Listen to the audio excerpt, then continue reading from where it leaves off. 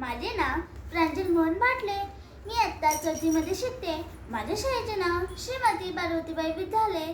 मी सादर करत आहे अभिवाचन. गोष्टीचे नाव आहे राजाचे कान. लेखिका आहेत सुधा मूर्ती. अनुवाद केलाय लेला सोनी यांनी. सुरुवात करूया. पुरा नगरीच्या राजाचं नाव होतं जगपती देव.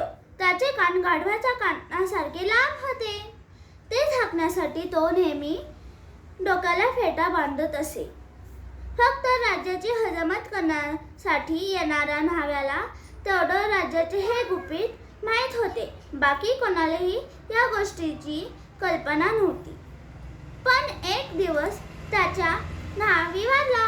आता काय करायचं? राजा पुढे मोठाच प्रश्न पडला. अखेर त्यानं एक नव्या न्हाव्याची नेमणूक केली. हजामतीला सुरुवात करण्यापूर्वी राजा त्याला म्हणाला, मी इथे तुझ्या समोर हा फेटा उतरवल्यानंतर माझ्या कानासंबंधीच जे रहस्य तुला समजेल ते जर तू कोणाला सांगशील तर प्राणाला मुकशील, एवढं लक्षात ठेव. न्हाव्याने घाबरून जाऊन तत्काळ ते कबूल केले. दुसरा काही उपाय नव्हता.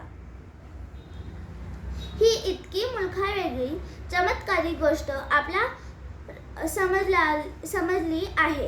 ही आता कोणालाही न सांगता पोटात ठेवायची तरी कशी, असं त्याच्या सारखं मनात येऊ लागलं. अखेर आपल्या जीवाला जरा शांती मिळावी म्हणून तो रानात गेला. तिथे त्याने एक खोल खड्डा खणला व त्या खड्ड्यापाशी आपलं तोंड नेऊन म्हणाला, राजाचे कान जसे गाढवाचे कान म्हणून राजा फेटा बांधतो छान छान. राजाचे कान जसे गाढवाचे कान म्हणून राजा फेटा बांधतो छान छान. अखेर त्याच्या मनावरचे ओझे हलके झाले. त्यानंतर तो खड्डा बुजवून त्यानं त्याच्यावर एक झाड लावलं व सुटकेचा निश्वास टाकून तो घरी गेला.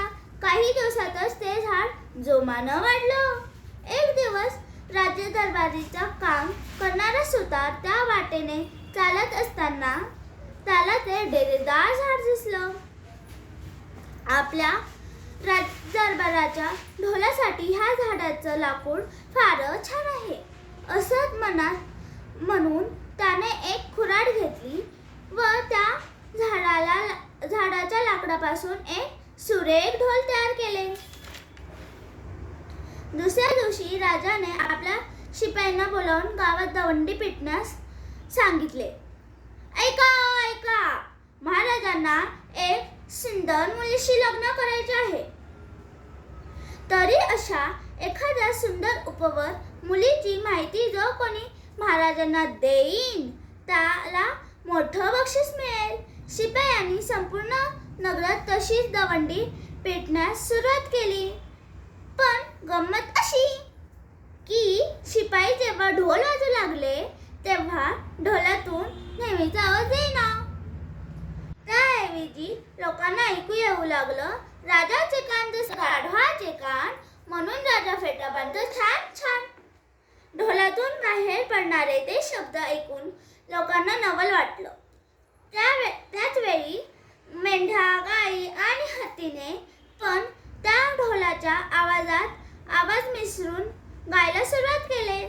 राजाचे कान जसे गाढवाचे कान म्हणून राजा फेटा बांधतो छान छान असं गाणं गात गात ते प्राणी आपलं नेहमीचं अरण्य विसरून गेले. अशा रीतीने न्हाव्याने जरी राजाचं गुपित कोणाला सांगितलं नसलं तरी ते गुपित नगरातील प्रत्येकाला समजल्या वाचूनच